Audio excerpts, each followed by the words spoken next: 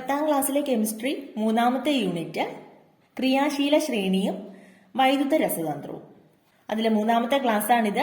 ഇന്ന് നമ്മൾ പഠിക്കാൻ പോകുന്നത് ഗാൽവനിക് സെല്ലിനെ കുറിച്ചാണ്. അപ്പൊ നമ്മൾ കഴിഞ്ഞ 2 ക്ലാസ്സുകളിലായിട്ട് ക്രിയാശീല ശ്രേണി പഠിച്ചു, ക്രിയാശീല ശ്രേണിയും ആദേശ രാസപ്രവർത്തനങ്ങളും പഠിച്ചു. അപ്പൊ ഇന്ന് നമ്മൾ പഠിക്കാൻ പോകുന്നത് ഗാൽവനിക് സെല്ലാണ്. അപ്പൊ ഗാൽവനിക് സെല്ലിൽ ഓക്സീകരണവും നിരോക്സീകരണം, പിന്നെന്താ ഇലക്ട്രോഡ്, ആനോഡ്, കാഥോഡ് എല്ലാം കൂടെ ഒരു കൺഫ്യൂഷൻ ആയിട്ട് ഇരിക്കുന്നുണ്ടാവും. വളരെ സിമ്പിൾ ആയിട്ടുള്ള ഒരു സെല്ലാണ്. അപ്പൊ അത് നമുക്ക് എളുപ്പത്തിൽ എങ്ങനെയാ പഠിക്കുന്നത് നോക്കാം. ഗാൽവനിക് സെൽ എന്ന് പറഞ്ഞാല് ക്രിയാശീലത്തിലുള്ള വ്യത്യാസം പ്രയോജനപ്പെടുത്തി വൈദ്യുതി നിർമ്മിക്കാൻ ഉപയോഗിക്കുന്ന സംവിധാനമാണ് ഗാൽവനിക് സെൽ. ഇപ്പൊ നമുക്കറിയാം എല്ലാ മെറ്റൽസിനും ക്രിയാശീലം വ്യത്യാസമുണ്ട്.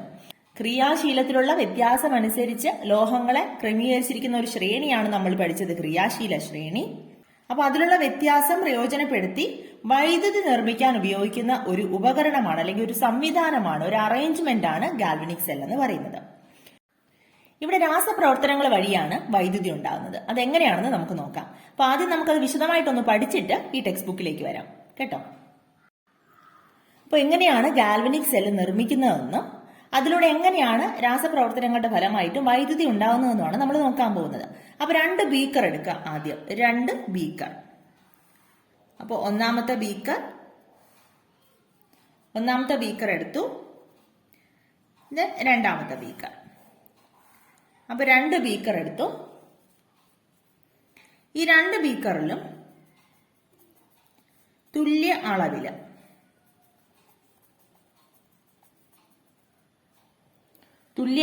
തുല്യ ഗാഢതയിലുമുള്ള ഇതിനകത്തേക്ക് നമ്മൾ എടുക്കാൻ പോകുന്നത് zinc sulphate solution. Zinc sulphate ലായനിയാണ് ZnSO4. Zinc sulphate solution. ഇനി ഇതിനകത്തേക്ക് നമ്മൾ എടുക്കുന്നത് copper sulphate solution, CuSO4. Copper sulphate ലായനി, ഇതില് സിങ്ക് സൾഫേറ്റ് ലായനി. ഇനി നമ്മൾ സിങ്ക് സൾഫേറ്റ് ലായനി എടുത്ത ബീക്കറിലേക്ക് സിങ്ക് ദണ്ഡ് ഡിപ്പ് ചെയ്ത് വെക്കാൻ പോവാണ്. സിങ്ക് സൾഫേറ്റ് ലായനി എടുത്ത ബീക്കറിലേക്ക് ഒരു സിങ്ക് റോഡ് നമ്മൾ മുക്കി വെക്കുന്നു.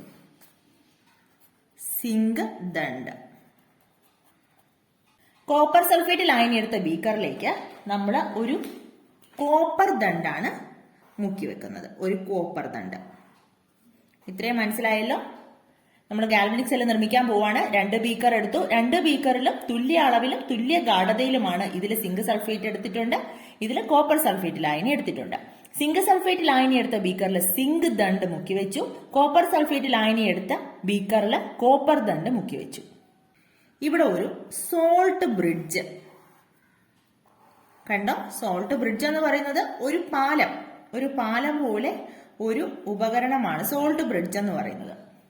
ഇതിനകത്ത് നിറച്ചിരിക്കുന്നത് എന്താണെന്നറിയോ? Potassium chloride, potassium nitrate, ammonium chloride ഇവയിൽ ഏതെങ്കിലും ഒരു ലവണം ജലാറ്റിനിൽ അല്ലെങ്കിൽ അഗർ ജെല്ലിയിൽ കലർത്തി ഒരു അർദ്ധകര രൂപത്തിലുള്ള, അതായത് സെമി സോളിഡ് രൂപത്തിലുള്ള ഒരു പേസ്റ്റ് നിറച്ച ഷേപ്പിലുള്ള ഒരു ട്യൂബാണ് സോൾട്ട് ബ്രിഡ്ജ് എന്ന് പറയുന്നത്. അപ്പൊ ഇത് ഉപയോഗിക്കുന്നതെന്ന് പറഞ്ഞാൽ സെല്ലിലെ ന്യൂട്രാലിറ്റി നിലനിർത്താൻ വേണ്ടിയിട്ടാണ് ഇത് ഉപയോഗിക്കുന്നതാണ് നിങ്ങളുടെ ടെക്സ്റ്റ് പറഞ്ഞിരിക്കുന്നത്. അപ്പൊ അത് വായിക്കുമ്പോൾ കൺഫ്യൂഷൻ ഒന്നും വേണ്ട, അത് എക്സ്ട്രാ റീഡിങ്ങിനുള്ളതാണ്. ഇത് ശരിക്കും സോൾട്ട് ബ്രിഡ്ജ് ഉപയോഗിക്കുന്നത് എന്തിനാന്ന് വെച്ചാൽ ഈ സർക്യൂട്ട് കംപ്ലീറ്റ് ചെയ്യാൻ, നമ്മളിപ്പോൾ ഒരു സർക്യൂട്ട് ഉണ്ടാക്കുന്നുണ്ടല്ലോ, അത് കംപ്ലീറ്റ് ചെയ്യാനും ഇതിന്റെ ഇലക്ട്രോൺ പ്രവാഹം നിലനിർത്താനും വേണ്ടിയിട്ടാണ്. ഇവിടെ ഇലക്ട്രോൺസ് പ്രവഹിക്കും. ഇലക്ട്രോൺസിന്റെ ഫ്ലോ ഉണ്ടാകുമ്പോഴാണല്ലോ ഇലക്ട്രിസിറ്റി ഉണ്ടാകുന്നത്. അപ്പോൾ അത് നിലനിർത്താൻ വേണ്ടിയിട്ടാണ് സോൾട്ട് ബ്രിഡ്ജ് നമ്മൾ ഉപയോഗിക്കുന്നത്. ഇനി ഇങ്ങനെ ഒരു ട്യൂബ് തന്നെ ഉപയോഗിക്കണമെന്നില്ല. അല്ലാന്നുണ്ടെങ്കിൽ നമുക്ക് പൊട്ടാസ്യം ക്ലോറൈഡിൽ നനച്ചെടുത്ത ഒരു ഫിൽറ്റർ പേപ്പർ ഇങ്ങനെ വളച്ചു വെച്ചാലും മതി. 2 സൊല്യൂഷനിലുമായിട്ട് ഡിപ്പ് ചെയ്ത് ഇങ്ങനെ വളച്ചു വെച്ചാലും മതി. ഇനി ഒരു വോൾട്ട് മീറ്ററിന്റെ നെഗറ്റീവ് ടെർമിനല് സിങ്കിലേക്കും പോസിറ്റീവ് ടെർമിനല് കോപ്പറിലേക്കും ബന്ധിപ്പിക്കുക. നെഗറ്റീവ് ടെർമിനല് സിങ്കിലേക്ക് ബന്ധിപ്പിച്ചു, പോസിറ്റീവ് ടെർമിനല് കോപ്പറിലേക്കും ബന്ധിപ്പിച്ചു. ഈ വോൾട്ട് മീറ്റർ എന്ന് പറഞ്ഞാൽ വോൾട്ടേജ് മെഷർ ചെയ്യാനും പിന്നെ നമ്മുടെ ഇലക്ട്രിക് പൊട്ടൻഷ്യൽ ഡിഫറൻസ് ഒക്കെ മെഷർ ചെയ്യാനും വേണ്ടിയിട്ട് ഉപയോഗിക്കുന്ന ഉപകരണമാണ് കേട്ടോ, ഇൻസ്ട്രുമെന്റ് ആണ് വോൾട്ട് മീറ്റർ എന്ന് പറയുന്നത്. അപ്പൊ ഈ വോൾട്ട് മീറ്ററിലെ റീഡിംഗ് അനുസരിച്ച് റീഡിംഗ് മാറുമ്പോൾ നമുക്ക് ഇവിടെ ഇലക്ട്രിസിറ്റി വന്നു നമുക്ക് അറിയാൻ പറ്റും. ഇത്രയും സംവിധാനം നമ്മൾ ചെയ്ത് കഴിയുമ്പോൾ, ഇത്രയും സംവിധാനം എന്ന് പറഞ്ഞാൽ 2 ബീക്കർ എടുത്തു, അത് ഒന്നില് സിങ്ക് സൾഫേറ്റ് ലായനി എടുത്തു, അതിൽ സിങ്ക് ദണ്ഡ് മുക്കി വെച്ചു. രണ്ടാമത്തേല് കോപ്പർ സൾഫേറ്റ് ലായനി എടുത്തു, അതിലേക്ക് കോപ്പർ ദണ്ഡ് മുക്കി വെച്ചു. ഇനി ഇത് തമ്മിൽ ബന്ധിപ്പിച്ചുകൊണ്ട് ഒരു സോൾട്ട് ബ്രിഡ്ജ് വെച്ചു. ദെൻ ഒരു വോൾട്ട് മീറ്റർ നമ്മൾ കണക്ട് ചെയ്തു. നെഗറ്റീവ് ടെർമിനൽ സിങ്ക് ദണ്ടിലേക്ക് കണക്ട് ചെയ്തു, പോസിറ്റീവ് ടെർമിനൽ കോപ്പർ ദണ്ടിലേക്കും കണക്ട് ചെയ്തു. ഈ സംവിധാനം കഴിയുമ്പോൾ ഈ വോൾട്ട് മീറ്ററിലെ റീഡിംഗ് മാറാൻ തുടങ്ങും. കാരണം ഇവിടെ ഇലക്ട്രിസിറ്റി പ്രൊഡ്യൂസ് ചെയ്തു, അതായത് വൈദ്യുതി ഉണ്ടായി. അപ്പോൾ ഇവിടത്തെ കെമിക്കൽ റിയാക്ഷൻ കാരണം, ഇവിടെ നടന്ന രാസപ്രവർത്തനം കാരണം ഇവിടെ ഒരു വൈദ്യുതി ഉണ്ടായി. ഈ സംവിധാനമാണ് നമ്മൾ ഗാൽവനിക് സെൽ എന്ന് പറയുന്നത്. അപ്പോൾ ഗാൽവനിക് സെല്ലില് രാസോർജം വൈദ്യുതോർജമായി മാറുന്ന ഒരു ക്രമീകരണമാണ് ഗാൽവനിക് സെൽ അല്ലെങ്കിൽ വോൾട്ടായിക് സെൽ എന്ന് പറയുന്നത്. ഇനി ഇതിൽ ഓർക്കാനുള്ള കുറച്ച് കാര്യങ്ങളൂടെ ഉണ്ട്. നമുക്കിവിടെ തന്നിരിക്കുന്നതിൽ 2 ലോഹങ്ങളാണ് സിങ്കും കോപ്പറും. സിങ്കും കോപ്പറും ഇത് ഏതാണ് ക്രിയാശീലം കൂടിയ ലോഹം? നമ്മൾ പഠിച്ചതാണ് ക്രിയാശീല ശ്രേണിയിൽ. നോക്കിക്കേ, സിങ്ക്, കോപ്പർ. സിങ്ക് ആണ് കോപ്പറിനേക്കാളും ക്രിയാശീലം കൂടിയ ലോഹം, അല്ലേ? ക്രിയാശീലം കൂടിയ ലോഹം എന്ത് ചെയ്യുമെന്ന് നമ്മൾ പഠിച്ചു? ഇലക്ട്രോൺസിനെ വിട്ടുകൊടുക്കും. ഇലക്ട്രോൺസിനെ വിട്ടുകൊടുക്കുന്നത് ക്രിയാശീലം കൂടിയ ലോഹമാണ്. അപ്പോൾ അവിടെ നടക്കുന്ന പ്രവർത്തനം ഓക്സിഡേഷൻ. അപ്പൊ ഇവിടെ ഓക്സിഡേഷൻ നടക്കുന്നത് സിങ്ക് ദണ്ടിലാണ്. റിഡക്ഷൻ നടക്കുന്നത്, അതായത് ഓക്സീകരണം നടക്കുന്നത് സിങ്ക് ദണ്ടിലാണ്. നിരോക്സീകരണം നടക്കുന്നത് കോപ്പർ ദണ്ടിലാണ്. ഓക്സീകരണം നടക്കുന്ന ഈ ഇലക്ട്രോഡിനെയാണ് നമ്മൾ ആനോഡ് എന്ന് പറയുന്നത്. എന്താണ് ആനോഡ്? ആനോഡ്. ഓക്സീകരണം നടക്കുന്ന ഈ ഇലക്ട്രോഡ്, ഇതിന് രണ്ടിനെ ഇലക്ട്രോഡ്സ് എന്നാണ് പറയുന്നത് കേട്ടോ. ഇലക്ട്രോഡുകൾ, ഇലക്ട്രോഡിനെ ആനോഡ് എന്നാണ് പറയുന്നത്. ഓക്സിഡേഷൻ നടക്കുന്ന ഇലക്ട്രോഡ് ആനോഡ്. അപ്പൊ റിഡക്ഷൻ നടക്കുന്ന, ഓക്സീകരണം നടക്കുന്ന ഇലക്ട്രോഡ് ആനോഡ്. നിരോക്സീകരണം നടക്കുന്ന ഇലക്ട്രോഡ്, ഇലക്ട്രോണുകളെ സ്വീകരിക്കുന്നിടത്താണ് നമ്മൾ നിരോക്സീകരണ പ്രവർത്തനം നടക്കുന്നത്, അല്ലെ? ഇവിടെ ഈ ഇലക്ട്രോഡാണ് ഇലക്ട്രോണുകളെ സ്വീകരിക്കുന്നത്. അതായത് ക്രിയാശീലം കുറഞ്ഞ ലോഹം ഇലക്ട്രോണുകളെ സ്വീകരിക്കും. തെറ്റിപ്പോകരുത്. അപ്പൊ ഇവിടെ കോപ്പർ, കോപ്പർ ഇലക്ട്രോഡ് എന്ന് പറയുന്നത് ഇവിടെ കാഥോഡ് ആണ്. കാഥോഡ്, അതിന് പറയുന്ന പേര് കാഥോഡ്. നിരോക്സീകരണം നടക്കുന്ന ഇലക്ട്രോഡ് കാഥോഡ്. അപ്പൊ ഓക്സീകരണവും നിരോക്സീകരണവും ഒന്നിച്ചാണ് നടക്കുന്നത് ഈ റിയാക്ഷനിൽ. അതുകൊണ്ട് ഈ റിയാക്ഷനെ നമ്മൾ റിഡോക്സ് പ്രവർത്തനം എന്ന് പറയും. അതായത് ഗാൽവനിക് സെല്ലിലെ പ്രവർത്തനം എന്ന് പറയുന്നത് റിഡോക്സ് പ്രവർത്തനമാണ്. എന്തുകൊണ്ടാ? ഓക്സിഡേഷനും നടക്കുന്നുണ്ട്, ഓക്സീകരണവും നടക്കുന്നുണ്ട്, നിരോക്സീകരണവും നടക്കുന്നുണ്ട്. റിയാക്ടിവിറ്റി കൂടിയ ലോഹത്തിനാണ് ഓക്സീകരണം നടക്കുന്നത്, റിയാക്ടിവിറ്റി കുറഞ്ഞ ലോഹത്തിനാണ് നിരോക്സീകരണം നടക്കുന്നത്. ഇനി ഇവിടെ ഇലക്ട്രോണിന്റെ പ്രവാഹ ദിശ എന്ന് പറയുന്നത് ഈ നെഗറ്റീവിൽ നിന്ന് പോസിറ്റീവിലേക്കാണ്. എപ്പോഴും ഓർക്കുക, ഇലക്ട്രോണിന്റെ പ്രവാഹ ദിശ എന്ന് പറയുന്നത് നെഗറ്റീവിൽ നിന്ന് പോസിറ്റീവിലേക്കാണ്. അപ്പൊ നമ്മൾ ഈ സെല്ല് നിർമ്മിക്കാൻ പറയുമ്പോൾ എപ്പോഴും റിയാക്ടിവിറ്റി കൂടിയ മെറ്റൽ നമ്മൾ ഈ ലെഫ്റ്റ് സൈഡിൽ എഴുതുവാണെങ്കിൽ നമുക്ക് ഇത് തെറ്റിപ്പോകത്തില്ല. നെഗറ്റീവിൽ നിന്ന് പോസിറ്റീവിലേക്ക് അങ്ങ് എഴുതിയാൽ മതി. നെഗറ്റീവിൽ നിന്ന് പോസിറ്റീവിലേക്ക്. ഇത് തെറ്റിപ്പോകാതിരിക്കാൻ ഒന്നുകൂടെ ഓർത്ത് നോക്കുക. ഇലക്ട്രോൺ എന്ന് പറയുമ്പോൾ നമുക്ക് നെഗറ്റീവ് ചാർജ് അല്ലേ, അത് പോസിറ്റീവ് ചാർജിനെ കാണുമ്പോൾ ആകർഷിക്കൂലേ? അപ്പോൾ അങ്ങനെ നെഗറ്റീവിൽ നിന്ന് പോസിറ്റീവിലേക്കാണ് ഇലക്ട്രോണുകളുടെ പ്രവാഹ ദിശ. അപ്പോൾ വൈദ്യുതിയുടെ പ്രവാഹ ദിശ ഓപ്പോസിറ്റ് ചാർജാണ് നമ്മൾ ഫിസിക്സിലൊക്കെ പഠിക്കുന്നത്, പോസിറ്റീവിൽ നിന്ന് നെഗറ്റീവിലേക്ക്. അതവിടെ നിൽക്കട്ടെ. നമുക്കിവിടെ ഇലക്ട്രോണുകളുടെ പ്രവാഹ ദിശ എന്ന് പറയുന്നത് നെഗറ്റീവിൽ നിന്ന് പോസിറ്റീവിലേക്കാണ്, അതായത് ആനോഡിൽ നിന്ന് കാഥോഡിലേക്ക്. ഇനി ഇവിടെ നടക്കുന്ന റിയാക്ഷൻ നമുക്ക് എഴുതണം. അതായത് ആനോഡിൽ നടക്കുന്ന റിയാക്ഷൻ എന്താണ്? ഇവിടെ എന്താണ് സംഭവിച്ചത്? സിങ്ക് റോഡ് ഡിപ്പ് ചെയ്ത് വെച്ചപ്പോൾ നമ്മൾ കഴിഞ്ഞ ക്ലാസ്സിൽ കണ്ടതാണ്. സെപ്പറേറ്റ് നമ്മൾ പഠിച്ചതാണ്. ഗാൽവനിക് സെല്ല് വരുമ്പോൾ ഇങ്ങനെ ഒന്നിച്ച് പഠിക്കണം. ഇനി കാഥോഡിൽ എന്ത് റിയാക്ഷനാണ് നടക്കുന്നത്, എന്ത് പ്രവർത്തനമാണ് നടക്കുന്നത്? ആ 2 പ്രവർത്തനവും നമുക്ക് എഴുതി നോക്കാം. ആനോഡിൽ നടന്ന പ്രവർത്തനം, ആനോഡ് അല്ലെങ്കിൽ എന്ത് ചെയ്യും? സിങ്ക് ദണ്ടിൽ നടന്ന പ്രവർത്തനം. അവിടെ എന്ത് പ്രവർത്തനമാണ് നടക്കുന്നത്? സിങ്ക് ഇലക്ട്രോൺസിന് വിട്ടുകൊടുക്കും, അല്ലെ? സിങ്ക് ഇലക്ട്രോൺസിന് വിട്ടുകൊടുക്കുന്നത് എങ്ങനെയാണ് നമ്മൾ ഇക്വേഷൻ ആയിട്ട് എഴുതുക? സിങ്ക് 2 ഇലക്ട്രോണിന് വിട്ടുകൊടുത്ത് സിങ്ക് 2+ അയോൺസ് ആയിട്ട് മാറും. ഇതൊക്കെ നമ്മൾ കഴിഞ്ഞ ക്ലാസ്സിൽ വിശദമായിട്ട് പഠിച്ചതാണ്. സിങ്ക് 2 ഇലക്ട്രോണിന് വിട്ടുകൊടുത്ത് സിങ്ക് 2+ അയോൺസ് ആയിട്ട് മാറും. അപ്പൊ ഇലക്ട്രോണുകളെ വിട്ടുകൊടുക്കുമ്പോൾ ഇവിടെ എന്ത് പ്രവർത്തനമാണ് നടക്കുന്നത്? ഓക്സീകരണം. മറന്നു പോകരുത്. ഈ വിട്ടുകൊടുത്ത ഇലക്ട്രോൺസ് ഉണ്ടല്ലോ, അത് ഇവിടെ കൂടെ ഇങ്ങനെ പാസ് ചെയ്ത്, അതാണ് ഇലക്ട്രോണുകളുടെ പ്രവാഹ ദിശ ഇങ്ങനെ കാണിച്ചത്.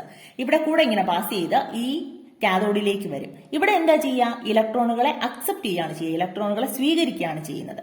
അപ്പൊ കോപ്പർ ഇലക്ട്രോണുകളെ സ്വീകരിച്ചിട്ട്, ഇവിടെ കോപ്പർ അയോൺ ആയിട്ടാണ് കിടക്കുന്നത്, കോപ്പർ അയോൺസ് ഇലക്ട്രോണുകളെ സ്വീകരിച്ച് കോപ്പർ ആറ്റമായിട്ട് മാറും. എങ്ങനെയാ നോക്കാം. അപ്പൊ അത് കാഥോഡിൽ നടക്കുന്ന പ്രവർത്തനമാണ്. കാഥോഡ് അവിടെ എന്താ നടന്നത്? കോപ്പർ അയോണ് 2 ഇലക്ട്രോണിനെ സ്വീകരിച്ചുകൊണ്ട് കോപ്പർ ആറ്റമായിട്ട് മാറി. അവിടെ നടക്കുന്ന പ്രവർത്തനം എന്താ? ഇലക്ട്രോണുകളെ സ്വീകരിച്ചതാണ്. അപ്പൊ അത് നിരോക്സീകരണം അല്ലേ? ഇനി നമുക്ക് ഈ ഗാൽവനിക് സെല്ലിലെ പ്രവർത്തനം എഴുതാൻ പറഞ്ഞാൽ നമുക്ക് ഓക്സീകരണവും കിട്ടി, നിരോക്സീകരണവും കിട്ടി. അതായത് ആനോഡിൽ നടക്കുന്ന പ്രവർത്തനവും കിട്ടി, കാഥോഡിൽ നടക്കുന്ന പ്രവർത്തനവും കിട്ടി. ഇനി മൊത്തത്തിലുള്ള റിയാക്ഷൻ എഴുതാൻ വേണ്ടിയിട്ട് നമുക്ക് ഇത് രണ്ടും കൂടെ കൂട്ടിയെടുത്താൽ മതി. രണ്ടും കൂടെ ആഡ് ചെയ്തെടുക്കുക. അപ്പൊ രണ്ടും കൂടെ കൂട്ടുമ്പോൾ നമ്മൾ മാത്സിൽ പഠിച്ചിട്ടുണ്ടല്ലോ, ഈക്വൽ ടു സൈന്, അതായത് ഇത് ഈക്വൽ ടു സിമ്പിളാന്ന് വിചാരിക്കുക. അതിന്റെ അപ്പുറത്തെ വശത്തും ഇപ്പുറത്തെ വശത്തും സെയിം ആയിട്ടുള്ള സംഖ്യ ആണുള്ളെങ്കിൽ നമ്മൾ ക്യാൻസൽ ചെയ്ത് കളയത്തില്ലേ? ഇത് രണ്ടും സെയിം അല്ലേ? അപ്പൊ നമുക്ക് ഇതിനെ കളയാലോ. ബാക്കി എന്ത് കിട്ടും? Zinc plus Cu2 plus gives Zinc2 plus Cu. ഇതാണ് ഗാൽവനിക് സെല്ലിലെ, അതായത് ഇപ്പൊ നമ്മൾ എടുത്തത് ഏത് സെല്ലായിരുന്നു? സിങ്കും കോപ്പറും വെച്ചിട്ടുള്ള ഗാൽവനിക് സെല്ലായിരുന്നു. ഈ സെല്ലിലെ റിയാക്ഷൻ എന്ന് പറയുന്നത് ഇതാണ്. Zinc plus Cu2 plus gives Zinc2 plus Cu. ഇത് ഓക്സീകരണവും നിരോക്സീകരണവും ഒന്നിച്ച് നടക്കുന്നത് കൊണ്ട് ഇത് റിഡോക്സ് പ്രവർത്തനമാണ്. ഗാൽവനിക് സെല്ലിലെ പ്രവർത്തനം എന്ന് പറയുന്നത് എല്ലാ ഗാൽവനിക് സെല്ലിലും പ്രവർത്തനം എന്ന് പറയുന്നത് റിഡോക്സ് പ്രവർത്തനമാണ്. അപ്പൊ ഇതുപോലെയാണ് ഏത് സെല്ല് ചോദിച്ചാലും നമുക്ക് എഴുതാൻ പറ്റുന്നത്. അപ്പൊ ഇവിടെ ഒരു റിഡോക്സ് പ്രവർത്തനമാണ് ഉണ്ടായത് നമ്മൾ കണ്ടു. ഈ റിഡോക്സ് പ്രവർത്തനത്തിന്റെ ഫലമായി ഉണ്ടാകുന്ന ഇലക്ട്രോണുകളുടെ കൈമാറ്റം, ഇലക്ട്രോണുകളുടെ പ്രവാഹമൊക്കെ നമ്മൾ പറഞ്ഞല്ലോ, ഇലക്ട്രോണുകളുടെ കൈമാറ്റമാണ് ഈ സെല്ലിലെ വൈദ്യുത പ്രവാഹം ഉണ്ടാക്കിയത്. അപ്പൊ ഇലക്ട്രോണിന്റെ പ്രവാഹ ദിശ നമ്മൾ കണ്ടു, നെഗറ്റീവിൽ നിന്ന് പോസിറ്റീവിലേക്കാണ്, അതായത് ആനോഡിൽ നിന്ന് കാഥോഡിലേക്കാണ്. ഇനി ഇതുപോലെ ഒരു സെല്ലൂടെ നിർമ്മിക്കാൻ വേണ്ടിയിട്ട് നിങ്ങളുടെ ടെക്സ്റ്റ് ബുക്കിൽ പറയുന്നുണ്ട്. അടുത്ത ഒരു എക്സാമ്പിളൂടെ ചെയ്യുമ്പോൾ നമുക്ക് ഏത് ലോഹം വെച്ച് സെല്ല് നിർമ്മിക്കാൻ തന്നാലും നമുക്ക് പറ്റും കേട്ടോ. അങ്ങനെയാണ് നിങ്ങൾക്ക് എക്സാമിന് ചോദിക്കുന്നത് പരീക്ഷയ്ക്ക്. അപ്പൊ നമ്മൾ ഈ ചാപ്റ്റർ കഴിഞ്ഞിട്ട് പ്രീവിയസ് ഇയേഴ്സ് ക്വസ്റ്റ്യൻ പേപ്പേഴ്സ് ചെയ്യുമ്പോൾ, മുൻ വർഷങ്ങളിലെ ചോദ്യ പേപ്പറുകൾ ചെയ്യുമ്പോൾ നമുക്ക് മനസ്സിലാകും എങ്ങനെയൊക്കെയാണ് ഈ അധ്യായത്തിൽ നിന്ന് ക്വസ്റ്റ്യൻ ചോദിച്ചിരിക്കുന്നതെന്ന്. അപ്പൊ 2 ലോഹം തന്നാൽ എങ്ങനെയാണ് സെല്ല് ഉണ്ടാക്കുന്നത്? സെല്ല് നിർമ്മിക്കാൻ പറയും, സെല്ലിലെ റിയാക്ഷൻ, സെല്ലിലെ പ്രവർത്തനം എഴുതാൻ പറയും, പിന്നെ അതിൽ ആനോഡ് ഏത്, കാഥോഡ് ഏത്, അങ്ങനെയൊക്കെയുള്ള ക്വസ്റ്റ്യൻ ചോദിക്കും. ആനോഡിൽ നടക്കുന്ന റിയാക്ഷൻ എഴുതാൻ പറയും. അപ്പൊ നമ്മൾ ഒന്ന് വളരെ കൃത്യമായിട്ട് പഠിച്ചു വെച്ചിട്ട് ബാക്കി ഒരു 1, 2, 3 എക്സാമ്പിൾ കൂടെ ഒന്ന് എഴുതി നോക്കിയാൽ ഇത് വളരെ ക്ലിയർ ആയിട്ട് മനസ്സിലാകും. അപ്പൊ നോക്കിയാൽ നമുക്ക് ഇപ്പൊ എഴുതാനുള്ളത് സിൽവറും കോപ്പറും. സിൽവർ കോപ്പർ നമുക്ക് നോക്കാമല്ലോ. ക്രിയാശീലം കൂടുതൽ ഏതാ? സിൽവറിനാണോ കോപ്പറിനാണോ? കോപ്പർ സിൽവർ അടുത്തടുത്ത് തന്നെ കിടപ്പുണ്ട്, കണ്ടോ? കോപ്പറിനാണ് ഇവിടെ ക്രിയാശീലം കൂടുതൽ. അപ്പൊ നമ്മൾ നേരത്തെ കണ്ട സെല്ലിൽ കോപ്പറിന് ക്രിയാശീലം കുറവായിരുന്നു, സിങ്കിനായിരുന്നു കൂടുതൽ. അപ്പൊ നമുക്ക് തരുന്ന ലോഹം അനുസരിച്ച് ഇതിന്റെ ക്രിയാശീലം അനുസരിച്ച് വേണം നമ്മൾ എഴുതാൻ. സെല്ല് വരയ്ക്കാനും സെല്ല് ചെയ്യാനും സെല്ലിലെ പ്രവർത്തനം നടക്കുന്നത് അങ്ങനെയാണ്.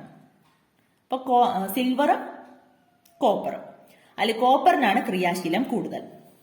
അപ്പൊ നമുക്ക് സെല്ല് വരയ്ക്കാമല്ലോ. ഞാൻ പറഞ്ഞു ക്രിയാശീലം കൂടിയത് ആദ്യം വരയ്ക്കാം.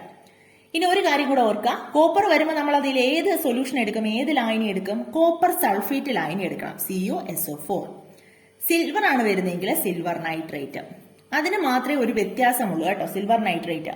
കോപ്പർ വന്നാൽ കോപ്പർ സൾഫേറ്റ് സൊല്യൂഷൻ എടുക്കാം, സിങ്ക് വന്നാൽ സിങ്ക് സൾഫേറ്റ് സൊല്യൂഷൻ എടുക്കാം. സിൽവർ വരുമ്പോൾ മാത്രമേ സിൽവർ നൈട്രേറ്റ് എടുക്കത്തുള്ളൂ. അപ്പൊ ഇതൊക്കെ നിങ്ങൾക്ക് ചോദിക്കാറുള്ളൂ സാധാരണയായിട്ട്. അപ്പൊ നമ്മൾ ഇതിന്റെ സെല്ല് വരയ്ക്കാൻ പോവുകയാണെ. 2 ബീക്കർ വരയ്ക്കാം, മറ്റേതിൽ വരച്ചതുപോലെ തന്നെ 2 ബീക്കർ ആദ്യം വരയ്ക്കാം. 2 ബീക്കർ വരയ്ക്കാം. രണ്ടിലും തുല്യ അളവിലും തുല്യ കോൺസെൻട്രേഷനിലും തുല്യ ഗാഠതയിലും നമ്മൾ ലൈനുകൾ എടുക്കാൻ പോവുകയാണ്. നമ്മൾ ഏത് റോഡാണോ ഏത് ദണ്ടാണോ മുക്കി വെക്കുന്നത് അതിന് ആനുപാതികമായിട്ടുള്ള ലൈനിയാണ് ആ ബീക്കറിൽ എടുക്കേണ്ടത്. അപ്പൊ ക്രിയാശീലം കൂടിയത് ഏതിനായിരുന്നു? ഇതില് കോപ്പറിന്. അപ്പൊ നമ്മൾ ആദ്യത്തിൽ ഏതാ ഡിപ്പ് ചെയ്ത് വെക്കാൻ പോകുന്നത്? കോപ്പറാണ് ഡിപ്പ് ചെയ്ത് വെക്കാൻ പോകുന്നത്. കോപ്പർ ഡിപ്പ് ചെയ്ത് വെച്ചു, കോപ്പർ മുക്കി വെച്ചു. അതാകുമ്പോ ഇത് ഏത് സൊല്യൂഷനാ? ഏത് ലായനിയാണ്? Copper sulphate, CuSO4. Copper sulphate ലായനിയിൽ കോപ്പർ മുക്കി വെച്ചു. ഇനി അടുത്ത് നമുക്ക് മുക്കാനുള്ളത് സിൽവർ ആണല്ലേ, സിൽവർ. അപ്പൊ സിൽവർ ദണ്ട് അടുത്ത സൊല്യൂഷനിൽ മുക്കി വെച്ചു, Ag. അപ്പൊ ഇത് ഏത് സൊല്യൂഷനാ? സിൽവർ നൈട്രേറ്റ് ലായനി. സിൽവർ നൈട്രേറ്റ് ലായനിയിൽ സിൽവർ മുക്കി വെച്ചു, കോപ്പർ സൾഫേറ്റ് ലായനിയിൽ കോപ്പർ മുക്കി വെച്ചു. ഇനി എന്താ ചെയ്യേണ്ടേ? ഇനി നമുക്കൊരു സോൾട്ട് ബ്രിഡ്ജ് വരയ്ക്കണം അല്ലേ? ഈ 2 ലൈനുകളെയും തമ്മിൽ ബന്ധിപ്പിച്ചുകൊണ്ട് സോൾട്ട് ബ്രിഡ്ജ് വരയ്ക്കാം. ഇതെന്താണെന്നൊക്കെ നമ്മൾ വിശദമായിട്ട് കണ്ടു കഴിഞ്ഞു, പറഞ്ഞതാണ് നമ്മൾ. അപ്പൊ സോൾട്ട് ബ്രിഡ്ജ് വരച്ചു. ഇനി അടുത്ത് വരയ്ക്കാനുള്ളത് ഒരു വോൾട്ട് മീറ്റർ ഇതുമായിട്ട് കണക്ട് ചെയ്യാം. കാരണം വൈദ്യുതി ഉണ്ടാകുന്ന അറിയാൻ വേണ്ടിയിട്ടാണ് നമുക്ക് വോൾട്ട് മീറ്റർ കണക്ട് ചെയ്തു. ഇതിന്റെ നെഗറ്റീവ് ടെർമിനൽ കോപ്പറിലോട്ടും പോസിറ്റീവ് ടെർമിനൽ സിൽവറിലോട്ടും. ഞാൻ നേരത്തെ പറഞ്ഞു നമ്മൾ റിയാക്ടിവിറ്റി കൂടിയ ക്രിയാശീലം കൂടിയ ലോഹമാണ് ഇവിടെ എഴുതുന്നതെങ്കിൽ നമുക്ക് ഇതൊന്നും മാറ്റം വരുത്തേണ്ട ആവശ്യമില്ല. ഇതുപോലെ തന്നെ അങ്ങ് എഴുതിയാൽ മതി, നെഗറ്റീവ് പോസിറ്റീവ്. ഇനി ഇലക്ട്രോൺ പ്രവാഹ ദിശ അടയാളപ്പെടുത്താനും ചോദിച്ചിട്ടുണ്ട് പരീക്ഷയ്ക്ക് കേട്ടോ. അത് ഇങ്ങനെയാണ്, നെഗറ്റീവിൽ നിന്ന് പോസിറ്റീവിലേക്ക്. ഇനി നിങ്ങൾ ഇവിടെ കോപ്പർ ഇപ്പുറത്തും AG ഇപ്പുറത്തുമാണ് എഴുതി പോയതെന്ന് വെച്ചാൽ സാരമൊന്നുമില്ല, ഒരു കുഴപ്പമില്ല. കോപ്പറിന്റെ അവിടെ കോപ്പർ സൾഫേറ്റ് ലൈനി തന്നെ എടുക്കുക, AG മുക്കിയതിന്റെ അവിടെ സിൽവർ നൈട്രേറ്റ് ലൈനി എടുക്കുക. വോൾട്ട് മീറ്റർ കണക്ട് ചെയ്യുമ്പോൾ കോപ്പറിലേക്ക് നെഗറ്റീവ്, ഇപ്പുറത്ത് നെഗറ്റീവും ഇപ്പുറത്ത് പോസിറ്റീവും ചെയ്യുക. ഇനി ഇലക്ട്രോണിന്റെ പ്രവാഹം ഇങ്ങോട്ടാക്കുക. അത്രയേ ഉള്ളൂ, വേറെ പ്രശ്നമൊന്നുമില്ല. നിങ്ങൾക്ക് തെറ്റിപ്പോവാതിരിക്കാനാണ് എല്ലാം ഒരു സിമിലർ വേയിൽ ഞാൻ പറഞ്ഞു എന്നേ ഉള്ളൂ കേട്ടോ. ഇനി ഇതിനകത്ത് നമുക്ക് അറിയാവുന്ന കാര്യം, ക്രിയാശീലം കൂടിയ ലോഹം കോപ്പർ ഇലക്ട്രോണിനെ വിട്ടുകൊടുക്കും. ഇലക്ട്രോണിനെ വിട്ടുകൊടുക്കുന്ന ഇലക്ട്രോണാണ്. ഇലക്ട്രോണിനെ വിട്ടുകൊടുക്കുമ്പോൾ അവിടെ നടക്കുന്ന പ്രവർത്തനം ഓക്സീകരണം. ഓക്സീകരണം നടക്കുന്ന ഇലക്ട്രോഡാണ് ആനോഡ്. ആനോഡും കാഥോഡും ഒക്കെ എഴുതാൻ ചോദിക്കും കേട്ടോ. അതാണ് ഞാൻ എപ്പോഴും പറയുന്നത്. ഇലക്ട്രോണിനെ സ്വീകരിക്കുന്നത് ഈ ഇലക്ട്രോഡാണ്. അപ്പൊ ഇവിടെ നടക്കുന്ന പ്രവർത്തനം നിരോക്സീകരണം. നിരോക്സീകരണം നടക്കുന്ന ഇലക്ട്രോഡ് കാഥോഡ്. ഇനി നമുക്ക് എന്താ ചെയ്യേണ്ടേ? ആനോഡിലും കാഥോഡിലും നടന്ന റിയാക്ഷൻ എഴുതണം. എന്നിട്ട് അത് രണ്ടും കൂടെ കൂട്ടി അങ്ങ് എഴുതണം. ഗാൽവനിക് സെല്ലിന്റെ റിയാക്ഷൻ കിട്ടും. അപ്പൊ ആനോഡിലെ റിയാക്ഷൻ നമുക്ക് ആദ്യം എഴുതാം. ആനോഡിൽ ഇവിടെ ആരായിരുന്നു? കോപ്പർ അല്ലെ. അപ്പൊ കോപ്പർ ദണ്ടിൽ നടക്കുന്ന റിയാക്ഷൻ. ആനോഡില് കോപ്പർ 2 ഇലക്ട്രോണിനെ വിട്ടുകൊടുത്ത് കോപ്പർ അയോൺ ആയിട്ട് മാറും. എങ്ങനെ എഴുതാം? Cu 2 ഇലക്ട്രോണിനെ വിട്ടുകൊടുത്ത് Cu2+ അയോൺസ് ആയിട്ട് മാറും അല്ലേ. അപ്പൊ 2 ഇലക്ട്രോണിനെ വിട്ടുകൊടുക്കുന്നതുകൊണ്ട് ഇവിടെ നടക്കുന്ന പ്രവർത്തനം എന്താണ്? ഓക്സീകരണം. ഇനി കാഥോഡ്. ഇവിടെ കാഥോഡ് ഏതാണ്? സിൽവർ ആണ് ഇവിടെ കാഥോഡ്. സിൽവർ എന്താ ചെയ്യുന്നത്? ഇവിടെ നിന്ന് വിട്ടുകൊടുത്ത ഈ ഇലക്ട്രോണിനെ സിൽവർ സ്വീകരിക്കും. സിൽവർ സ്വീകരിച്ചിട്ട് Ag ആയിട്ട് മാറും. അപ്പൊ ഇവിടെ ഇലക്ട്രോണിന്റെ ഒരു പ്രവാഹം ഉണ്ടാകുന്നത് കൊണ്ടാണ് ഇവിടെ വൈദ്യുതി ഉണ്ടാകുന്നത്. അപ്പോ സിൽവർ അയോൺ ആയിട്ടാണ് അവിടെ നിൽക്കുന്നത്. ആ സിൽവർ അയോൺ ഒരു ഇലക്ട്രോണിനെ സ്വീകരിച്ചിട്ട് സിൽവർ ആയിട്ട് മാറും. ഇലക്ട്രോണിനെ സ്വീകരിക്കുന്നതുകൊണ്ട് ഇവിടെ നടക്കുന്ന പ്രവർത്തനം എന്താണ്? നിരോക്സീകരണം. നമ്മൾ നേരത്തെ എഴുതിയതുപോലെ തന്നെയാണ് കേട്ടോ, സെയിം. ഇനി നമുക്ക് ഗാൽവനിക് സെല്ലിന്റെ പ്രവർത്തനം കാണാൻ വേണ്ടിയിട്ട് എന്ത് ചെയ്യാം? ഇത് തമ്മിൽ കൂട്ടുക. ഇത് തമ്മിൽ കൂട്ടുമ്പോൾ നോക്കിയാൽ ഒരു പ്രശ്നമുണ്ട്. ഇവിടെ Cu gives Cu2++ 2 ഇലക്ട്രോൺ ആണ്. 2 ഇലക്ട്രോൺ ആണ്. ഇവിടെ 2+ ചാർജ് ഉണ്ട്. ഇവിടെ Agക്ക് ഒരു പ്ലസ് ചാർജേ ഉള്ളൂ. അതുകൊണ്ടാണ് ഒരു ഇലക്ട്രോണിന് അത് സ്വീകരിച്ചത്. അപ്പോൾ ഇവിടെ 2 ഇലക്ട്രോണും 1 ഇലക്ട്രോണും ഒക്കെ വരുമ്പോൾ നമ്മൾ ഇത് കൂട്ടി എടുത്ത് എഴുതിയിട്ട് പിന്നെ നമുക്ക് ഇക്വേഷൻ ബാലൻസ് ചെയ്യേണ്ടി വരും. അപ്പോൾ അതിനേക്കാളും നല്ലത് നമ്മൾ ഈ ഇക്വേഷനെ മൊത്തത്തിൽ അങ്ങ് 2 കൊണ്ട് ഗുണിക്കുക. നമ്മൾ മാത്സിലൊക്കെ ചെയ്യാറില്ലേ, നമുക്ക് ബാലൻസ് ചെയ്യാൻ വേണ്ടിയിട്ട് മൊത്തം 2 കൊണ്ട് ഗുണിച്ചാൽ അതിന്റെ വാല്യൂസിനൊന്നും വ്യത്യാസം വരത്തില്ല, അതിന്റെ വിലയ്ക്ക് വ്യത്യാസം വരില്ല. നോക്കാം, ഒന്നുകൂടെ ഇക്വേഷൻ എടുത്ത് എഴുതാം. അപ്പൊ നിങ്ങൾക്ക് ക്ലിയർ ആകും. Cu gives Cu2++ 2 electron. Ag എങ്ങനെ എഴുതാം? 2 കൊണ്ട് മൾട്ടിപ്ലൈ ചെയ്യുക. അപ്പൊ 2Ag++ 1 × 2 2 2 ഇലക്ട്രോൺ ഗീവ്സ് 2Ag. അപ്പോൾ എല്ലാ 2ഉം കളഞ്ഞാൽ നമുക്ക് ഇത് തന്നെ കിട്ടില്ലേ? അപ്പൊ അതിന്റെ ഇക്വേഷന്റെ വിലയ്ക്കൊന്നും വ്യത്യാസം വരില്ല. ഇനി ഇതിനെ കൂട്ടി നോക്കിയേ. കൂട്ടി നോക്കുമ്പോൾ നമുക്ക് ഇവിടെ 2 ഇലക്ട്രോൺ ഇപ്പുറത്തെ സൈഡിലുണ്ട്, ഇപ്പുറത്തെ സൈഡിലുമുണ്ട്. അപ്പൊ ഇത് കോമൺ ആയിട്ടുള്ളതല്ലേ, ഇതിനെ നമുക്ക് കാളയാലോ. ഇത് കൂട്ടി ഇവിടെ എഴുതുമ്പോൾ അപ്പുറം ഇപ്പുറം വരുന്ന ഈക്വൽ സൈൻ അപ്പുറത്ത് വരുന്നത് നമുക്ക് കളയാൻ പറ്റും. എങ്ങനെ കൂട്ടി എഴുതാം? Cu+ 2Ag+ gives Cu2++ 2Ag. ഇങ്ങനെയാണ് നമുക്ക് ഈ ഗാൽവനിക് സെല്ലിലെ, ഇപ്പൊ നമ്മൾ എഴുതിയത് കോപ്പറും സിൽവറും ചേർന്ന ഗാൽവനിക് സെല്ലായിരുന്നു. ആ ഗാൽവനിക് സെല്ലിലെ പ്രവർത്തനമൊന്നും കിട്ടിയത്. ഓക്സീകരണവും നിരോക്സീകരണവും നടന്നതുകൊണ്ട് ഇത് റിഡോക്സ് പ്രവർത്തനമാണ്. അപ്പൊ ഇങ്ങനെയാണെങ്കിൽ നമുക്ക് ഏത് സെല്ല് തന്നാലും നമുക്ക് എഴുതാൻ പറ്റുമല്ലോ. റിയാക്ടിവിറ്റി കൂടിയത് ഏതാണ് ആദ്യം നോക്കുക. അതുകൊണ്ട് ക്രിയാശീല ആ ശ്രേണിയിലെ ക്രിയാശീല ശ്രേണി നന്നായിട്ട് ബൈഹാർട്ട് ചെയ്തിരിക്കണം കേട്ടോ. എന്നാലേ നമുക്ക് റിയാക്ടിവിറ്റി കൂടുതൽ, ക്രിയാശീലം കൂടുതൽ ഏതിനാണ്, കുറവ് ഏതിനാണെന്ന് നമുക്ക് അറിയാൻ പറ്റുള്ളൂ. അപ്പൊ ക്രിയാശീലം കൂടിയത് ഇവിടെ എടുത്ത് എഴുതുക, അതിന്റെ തന്നെ ലൈനി താഴെ എടുക്കുക. പിന്നെ ക്രിയാശീലം കുറഞ്ഞത് ഇപ്പുറത്തെ സൈഡിൽ എഴുതുക. ഇത് നിർബന്ധമൊന്നുമില്ല കേട്ടോ, ഇപ്പുറത്ത് തന്നെ എഴുതണം അപ്പുറത്ത് തന്നെ എഴുതണം. നിങ്ങൾക്ക് തെറ്റിപ്പോകാതിരിക്കാൻ വേണ്ടിയിട്ടാണ് ഞാൻ അങ്ങനെ പറയുന്നത്. തിരിച്ചെഴുതിയാലും കുഴപ്പമില്ല, മനസ്സിലാക്കി എഴുതുക. ക്രിയാശീലം കൂടിയ ലോഹമാണെങ്കിൽ ഇലക്ട്രോണുകളെ വിട്ടുകൊടുക്കും. അവിടെ നടക്കുന്ന പ്രവർത്തനം ഓക്സീകരണം. ഓക്സീകരണം നടക്കുന്ന ഇലക്ട്രോഡ് ആനോഡ്. ഇത്രയും ഒരെണ്ണം പഠിച്ചു വെച്ചാൽ മറ്റത് അതിന്റെ ഓപ്പോസിറ്റ് ആണ്. ഇലക്ട്രോണുകളെ സ്വീകരിക്കുമ്പോൾ അത് നിരോക്സീകരണം. ആ നിരോക്സീകരണം നടക്കുന്ന ഇലക്ട്രോഡ് എന്ന് പറയുന്നത് കാഥോഡ്. ഇനി ആനോഡ് എന്ന് പറയുന്നത് നെഗറ്റീവ് ചാർജ് ആണ് കേട്ടോ. ആനോഡിന് നെഗറ്റീവ് ചാർജ് ആണുള്ളത്, കാഥോഡിന് പോസിറ്റീവ് ചാർജ് ആണുള്ളത്. ആനോഡ് നെഗറ്റീവ്, അങ്ങനെ ഓർത്താൽ മതി. കാഥോഡ് പറയുന്നില്ലേ നമ്മൾ, പോസിറ്റീവ്, അങ്ങനെ ഓർത്താൽ മതി. അപ്പൊ മാർക്കില്ല. അപ്പൊ ടെക്സ്റ്റും കൂടെ ഒന്ന് നോക്കി പോകാം. ഇതിനകത്തേക്ക് നമ്മൾ ഇതാണ് ആദ്യം കണ്ടത്. നമ്മൾ സിങ്കും കോപ്പറും രണ്ട് മുക്കി വെച്ച ഗാൽവനിക് സെല്ലാണ് നമ്മൾ ആദ്യം കണ്ടത്. അപ്പൊ അതിന്റെ റിയാക്ഷനാണ് നമ്മൾ ചെയ്യാൻ പോകുന്നത്. നോക്കിയ റിഡോക്സ് രാസപ്രവർത്തനത്തിലൂടെ രാസോർജം വൈദ്യുതോർജമായി മാറുന്ന ക്രമീകരണമാണ് ഗാൽവനിക് സെൽ അഥവാ വോൾട്ടായിക് സെൽ. വേറൊരു പേരുടെ ഉണ്ട്, ഗാൽവനിക് സെൽ അല്ലെങ്കിൽ വോൾട്ടായിക് സെൽ. രാസോർജം വൈദ്യുതോർജമായി മാറുന്ന ക്രമീകരണം, അതും ഒരു മാർക്കിന് ചോദിച്ചിട്ടുണ്ട് കേട്ടോ നിങ്ങൾക്ക് മുൻപ്. അപ്പൊ അതുകൊണ്ട് അതും ഓർത്തിരിക്കുക. റിഡോക്സ് രാസപ്രവർത്തനത്തിലൂടെ എല്ലാ ഗാൽവനിക് സെല്ലിലെ പ്രവർത്തനം എന്ന് പറയുന്നതും റിഡോക്സ് പ്രവർത്തനമാണ്. രാസോർജം വൈദ്യുതോർജമായി മാറുന്ന ക്രമീകരണമാണ് ഗാൽവനിക് സെൽ അഥവാ വോൾട്ടായിക് സെൽ. ഇവിടെ നമ്മൾ സിങ്കും കോപ്പറുമാണ് എടുത്തത്. സിങ്കിനാണ് കോപ്പറിനേക്കാൾ ക്രിയാശീലം കൂടുതലാന്ന് കണ്ടു. ഇവ ഉപയോഗിച്ച് നിർമ്മിച്ച സെല്ലിലെ ഇലക്ട്രോണുകളെ വിട്ടുകൊടുക്കുന്നത് ഏതായിരിക്കും? ക്രിയാശീലം കൂടിയതായിരിക്കും ഇലക്ട്രോണിനെ വിട്ടുകൊടുക്കുന്നത്, അത് സിങ്ക്. ഇലക്ട്രോണുകളിൽ നേടുന്നതോ ക്രിയാശീലം കുറഞ്ഞ കോപ്പർ. അങ്ങനെയാണെങ്കിൽ ഈ റിയാക്ഷൻ എങ്ങനെ എഴുതാം? സിങ്ക് ദണ്ടിൽ നടക്കുന്നത് നമ്മൾ കണ്ടതാണ് കേട്ടോ, അതുകൊണ്ടാണ് കുറച്ച് സ്പീഡിൽ പോകുന്നത്. നമ്മളിപ്പോൾ വിശദമായിട്ട് കണ്ടിട്ട് വന്നതല്ലേ. സിങ്ക് ഇലക്ട്രോഡിൽ ഏത് റിയാക്ഷനാണ് ഇതിൽ നടക്കുന്നത്? സിങ്ക് 2 ഇലക്ട്രോണുകളെ വിട്ട്, സിങ്കാണ് ക്രിയാശീലം കൂടിയത്, അപ്പൊ ഇലക്ട്രോണിനെ വിട്ടുകൊടുക്കും. 2 ഇലക്ട്രോണിനെ വിട്ടുകൊടുത്ത് സിങ്ക് 2+ അയോൺസ് ആയിട്ട് മാറി. ഇവിടെ നടക്കുന്ന പ്രവർത്തനം ഏതായിരുന്നു? ഓക്സീകരണം. ഓക്സീകരണ പ്രവർത്തനം നടക്കുന്ന ഇലക്ട്രോഡ് ആനോഡ്. ആനോഡിന് നെഗറ്റീവ് ചാർജ്, അതൊക്കെ നമ്മൾ കണ്ടതാണ്. ഈ സിങ്ക് ദണ്ടിൽ സ്വതന്ത്രമാകുന്ന ഇലക്ട്രോണുകളാണ് ആ സർക്യൂട്ടിൽ കൂടെ അപ്പുറത്തേക്ക് വന്ന് കോപ്പർ ദണ്ടിലെത്തും. ലൈനിലെ കോപ്പർ അയോൺസ് ഈ ഇലക്ട്രോണുകളെ സ്വീകരിച്ചിട്ട് കോപ്പർ ആറ്റമായിട്ട് മാറുകയും ചെയ്യും.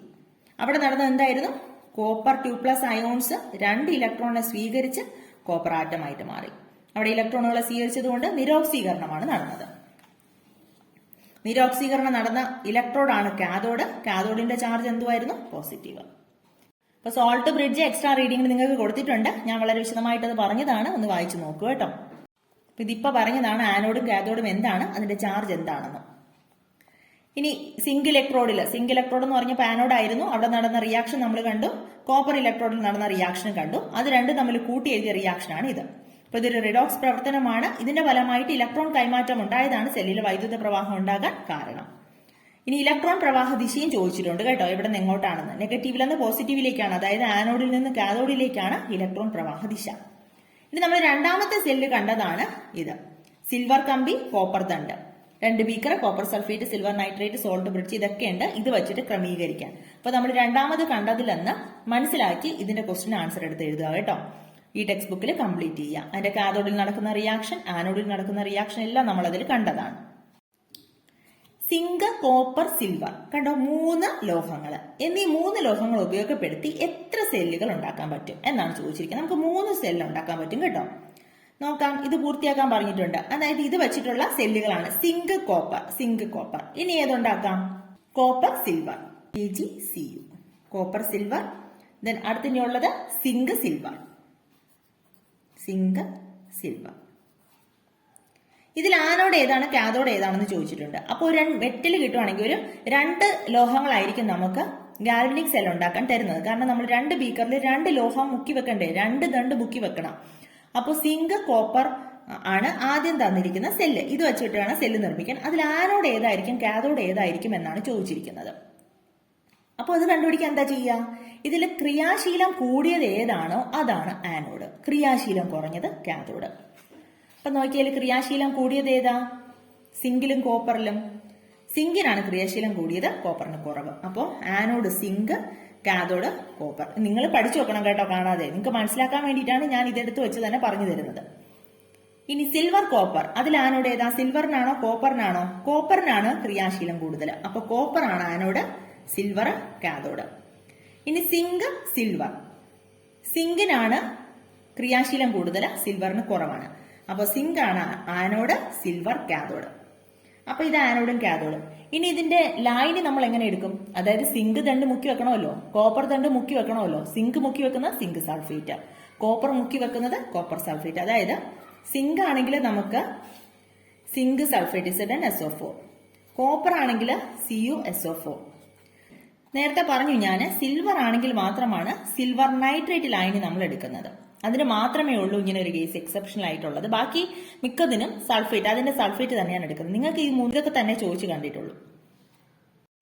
അപ്പൊ ഇത്രയുമാണ് ഗാൽവനിക് സെല്ലിനെ കുറിച്ച് പഠിക്കാനുള്ളത്. നമ്മൾ ഇന്ന് ഇത്രയുമാണ് പഠിച്ചത്. ഇത്രയും മാത്രം ഓർത്തിരിക്കുക. നമുക്ക് ഏത് ലോഹം തന്നാലും ഗാൽവനിക് സെല്ല് ഉണ്ടാക്കാൻ പറ്റും. നോക്കിയേ, ക്രിയാശീലം കൂടിയ ലോഹമാണെങ്കിൽ, അതായത് 2 ലോഹങ്ങൾ തന്നിരിക്കുമല്ലോ, 2 ലോഹങ്ങൾ ഉണ്ടാകും ഗാൽവനിക് സെല്ല് നിർമ്മിക്കാൻ. അതിൽ ക്രിയാശീലം കൂടിയത് ആനോഡാണ്.